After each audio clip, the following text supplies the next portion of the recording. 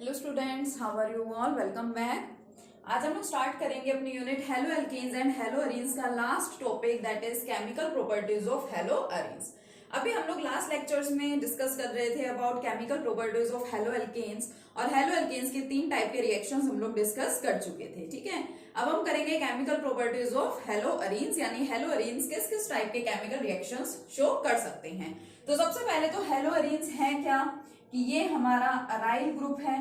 ठीक है, इसको बीच में रिंग बना करके भी रिप्रेजेंट कर देते हैं या फिर ऐसे भी, और ऊपर हमारे पास कौन प्रेजेंट है, कोई हेलोजन एटम। तो ये क्या है, हमारी हेलो अरीन है, या इन्हीं को हम लोग क्या बोलते हैं, अराइल हैलाइड्स। ठीक है, अराइल हैलाइड्स में हम लोग इनको बोलते हैं। ये first lecture of this unit, ठीक है, में ही हम डिस्कस कर चुके हैं। तो जो हमारे हेलो एल्केन्स थे वो सबसे पहले जो रिएक्शन शो कर रहे थे वो कौन से थे, न्यूक्लियोफिलिक सब्स्टिट्यूशन रिएक्शंस थे। यानी सिंपल सी बात थी, अगर हम लिख देते हैं RX प्लस NU का मतलब कि न्यूक्लियोफाइल है, तो क्या हो रहा था वहां पे, न्यूक्लियोफाइल इसको रिप्लेस कर रही थी और क्या बन रहा था, RNU प्लस X नेगेटिव। ये X नेगेटिव लिविंग ग्रुप की तरह से यहाँ पे एक्ट कर रहा था। तो ऐसा ही हमें इस केस में भी लगता है। हमें क्या लगता है कि न्यूक्लियोफाइल यहाँ पे आएगी, ठीक है, इस पे अटैक करेगी और फिर क्या होगा, ये जो हमारा ये वाली जो रिंग है इसके ऊपर अटैच हो जाएगी न्यूक्लियोफाइल और X नेगेटिव हो जाएगा separate. But it is not possible, इसकी पॉसिबिलिटी नहीं होती। जितने इजीली आपके haloalkanes nucleophilic substitution reactions show करते हैं, उतने easily haloarenes nucleophilic substitution reaction show नहीं करते। Haloarenes do not show, ठीक है, haloarenes do not show nucleophilic substitution reactions easily.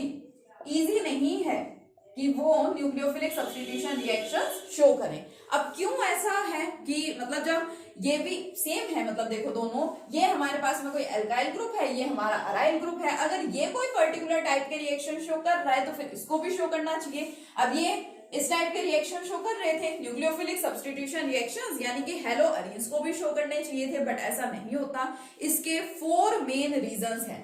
Reasons why haloarenes do not show nucleophilic substitution reactions easily or more frequently। 4 reasons हैं इसके। First reason है due to resonance। सबसे पहले तो ऐसा होता है रेजोनेंस की वजह से। रेजोनेंस की वजह से कैसे, 11th क्लास में आप लोगों ने रेजोनेटिंग स्ट्रक्चर्स बनाने सीख रखे हैं, उसका काफी यहाँ पे यूज होने वाला है। अगर देखो हेलो अरीन इस टाइप का रिएक्शन शो करेगा तो फिर क्या होगा, X को रिप्लेस करना है किसको, न्यूक्लियोफाइल को, यानी कि यहाँ पे जो कार्बन है, इस कार्बन और हेलोजन के बीच के बॉन्ड को क्या होना पड़ेगा, ब्रेक होना पड़ेगा। यहाँ पे तो यही हुआ था ना, ये वाला बॉन्ड ब्रेक हुआ है। सिमिलरली ये कार्बन और हेलोजन के बीच वाले बॉन्ड को क्या होना पड़ेगा, वहां पे ब्रेक होना पड़ेगा और तब न्यूक्लियोफाइल वहां पे जाके क्या हो जाएगी, अटैच हो जाएगी।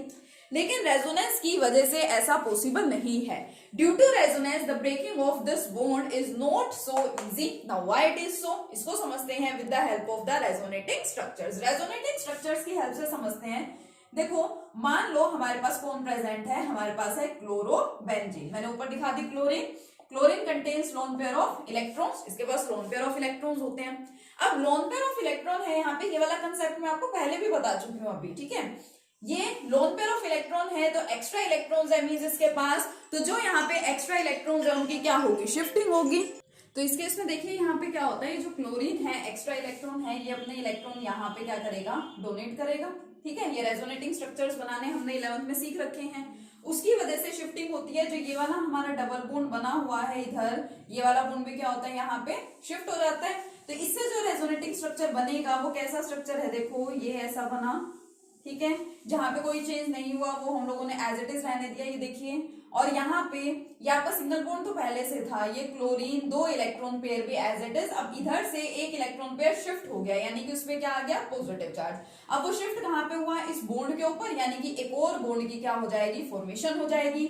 ये वाला बॉन्ड आपके इस कार्बन पे शिफ्ट हुआ तो इस कार्बन पे क्या आ जाता है, नेगेटिव चार्ज आ जाता है। इसी तरह से आप और रेजोनेटिंग स्ट्रक्चर्स बनाना चाहें और आगे इसको एक्सटेंड करना चाहेंगे तो कैसे एक्सटेंड होगा, अब ये आपके नेगेटिव चार्ज से शिफ्टिंग स्टार्ट हो जाएगी। फर्स्ट ये वाला नेगेटिव चार्ज जाएगा यहाँ पे और ये वाला बॉन्ड कहाँ शिफ्ट हो जाएगा, इस वाले कार्बन एटम पे। तो फिर देखो क्या बनेगा, यहाँ पे ये आपकी benzene ring as it is, ऊपर तो कोई चेंज हो ही नहीं रहा है, ये आपने दिखा दिया पॉजिटिव चार्ज। अब कभी भी यहाँ पे कंफ्यूजन नहीं होनी चाहिए किसी को भी कि इधर तो हम लोन पेयर भी दिखा रहे हैं, मींस एक्स्ट्रा इलेक्ट्रॉन्स भी दिखा रहे हैं और यहाँ पे पॉजिटिव चार्ज भी दिखा रहे हैं। पॉजिटिव चार्ज क्यों आया है उसका रीजन मैंने आपको ऑलरेडी बता दिया है। अब इधर क्या हुआ, ये इस बॉन्ड में कोई चेंज नहीं, ये आपका एज इट इज। ये वाला बॉन्ड इस कार्बन पे शिफ्ट हुआ तो इस कार्बन पे आया नेगेटिव चार्ज, और ये नेगेटिव चार्ज इधर शिफ्ट हो गया, यानी यहाँ पे क्या आ जाएगा, बॉन्ड आ जाएगा। उसके बाद नेक्स्ट केस में और शिफ्टिंग कराएंगे तो नेगेटिव चार्ज से शिफ्टिंग होगी, ये नेगेटिव चार्ज यहाँ जाएगा और फिर ये इस कार्बन पे जाएगा, तो और स्ट्रक्चर क्या बनेगा, यहाँ पे ये बॉन्ड एज इट इज, ये आपके क्लोरीन हो गया, ठीक है, पॉजिटिव। ये वाला बॉन्ड इधर शिफ्ट हुआ तो इधर नेगेटिव चार्ज, और ये नेगेटिव चार्ज हुआ यहाँ पे शिफ्ट, ये आपके रेजोनेटिंग स्ट्रक्चर्स बन गए।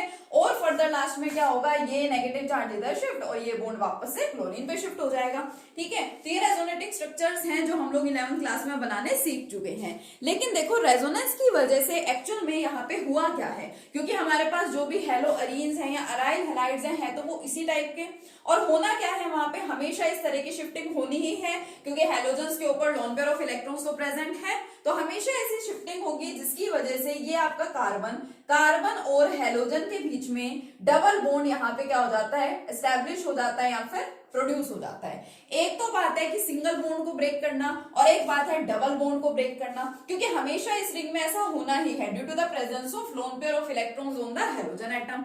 तो जो हमारा कार्बन और हैलोजन के बीच का बॉन्ड है it acquires double bond character, वो डबल बॉन्ड कैरेक्टर एक्वायर कर लेता है जिसको ब्रेक करना इजी नहीं होता। इस वजह से जो हेलो अरीन्स है वो न्यूक्लियोफिलिक सब्स्टिट्यूशन रिएक्शंस शो नहीं करते। फर्स्ट रीजन क्या है, ये मतलब नहीं शो करने का मतलब ये नहीं कि बिल्कुल भी शो नहीं करेंगे, नॉर्मल टेम्परेचर प्रेशर की कंडीशंस पे शो नहीं करते, ठीक है, या उतना इजीली शो नहीं करते जितने इजीली हेलो एल्केन्स शो कर रहे थे। तो इसका फर्स्ट रीजन तो क्या है, रेजोनेंस है। अब सेकंड देखिए, ये वाला जो कार्बन एटम है, एक इसके अंदर भी कार्बन एटम होगा लाइक CH3Cl मान लो, ठीक है, इसके अंदर भी कार्बन एटम है। अब ये वाला कार्बन एटम कैसा है, carbon atom in hello arenes. Hello arenes में जो कार्बन एटम है इट इज sp2 हाइब्रिडाइज्ड। अब ये तो हमें पता है कि डबल बॉन्ड यहाँ पे प्रेजेंट है, तो हमारा कार्बन यहाँ पे इस केस में कैसा है, sp2 हाइब्रिडाइज्ड है, और यहाँ पे देखिए सिंगल बॉन्ड से अटैच्ड है। So carbon atom in haloalkanes, जो हमारे हेलो एल्केन्स है उसमें जो कार्बन एटम है दैट इज sp3 हाइब्रिडाइज्ड। कैसा है वो, sp3 हाइब्रिडाइज्ड है। अब sp3 हाइब्रिडाइज्ड की बॉन्ड लेंथ क्या होती है, ज्यादा होती है, एंड sp2 हाइब्रिडाइजेशन के केस में it has the shorter bond length. Bond length कैसी होती है, यहाँ पे कम होती है, और छोटे बॉन्ड को ब्रेक करना भी इतना इजी नहीं होता है। ये चीजें वही है जो हम लोग 11th क्लास से पढ़ते आ रहे हैं, बस उनको यहाँ पे और थोड़ा थोड़ा एक्सटेंड किया जा रहा है। फर्स्ट हो गया रेजोनेंस के केस में, रेजोनेंस किस तरह से, रेजोनेंस की वजह से ऐसा क्या होता है कि हमारा जो कार्बन और हेलोजन है उनके बीच का जो बॉन्ड है वो कैसा बन जाता है, the bond acquire double bond character which is not easy to break. इस वजह से न्यूक्लियोफिलिक सब्स्टिट्यूशन रिएक्शंस इजीली वहां पे शो नहीं होंगे। सेकंड केस, कार्बन एटम जो हेलो अरीन्स में है it is sp2 hybridised, and जो हेलो एल्केन्स में है इट इज sp3 हाइब्रिडाइज्ड। तो sp3 हाइब्रिडाइज्ड है, sp3 हाइब्रिडाइजेशन के केस में बॉन्ड लेंथ होती है ज्यादा, और sp2 हाइब्रिडाइजेशन के केस में बॉन्ड लेंथ कैसी होती है, कम होती है, तो which is not easy to break, ठीक है, यहां पे लिख देती हूँ which is not easy to break, जिसको ब्रेक करवा पाना इजी नहीं होगा, which is not easy to break. इस वजह से भी यहाँ पे nucleophilic substitution reactions haloarenes इतना इजीली शो नहीं करेंगे जितने इजीली हेलो एल्केन्स शो करते हैं, ठीक है। दो रीजन आ गए अच्छे से समझ में। अब बात करते हैं थर्ड रीजन की। यस, अगर बात करें थर्ड रीजन की तो देखो थर्ड रीजन क्या है। अब अंडरस्टूड है कि अगर मान लो ये मेरा है अराइल हैलाइड, ठीक है, कोई भी मान लो, चलो जनरल मान लो, मैं यहाँ पे एक्स लिख लेती हूँ। अब सिंपल सी बात है, यहाँ पे अगर न्यूक्लियोफिलिक सब्स्टिट्यूशन रिएक्शन आपको कराना है तो क्या होना पड़ेगा, इस बॉन्ड को होना पड़ेगा ब्रेक, और अगर ये बॉन्ड ब्रेक होगा, अगर ये हेलोजन यहाँ से रिमूव होगा तो ऑब्वियसली वो किस टाइप के कटायन यहाँ पे फॉर्मेशन करेगा, ये वाले। इस कार्बन के ऊपर क्या आ जाएगा, पॉजिटिव चार्ज, क्यों, क्योंकि ये वाला बॉन्ड तो ब्रेक हो गया और हेलोजन यहाँ से चला जाएगा।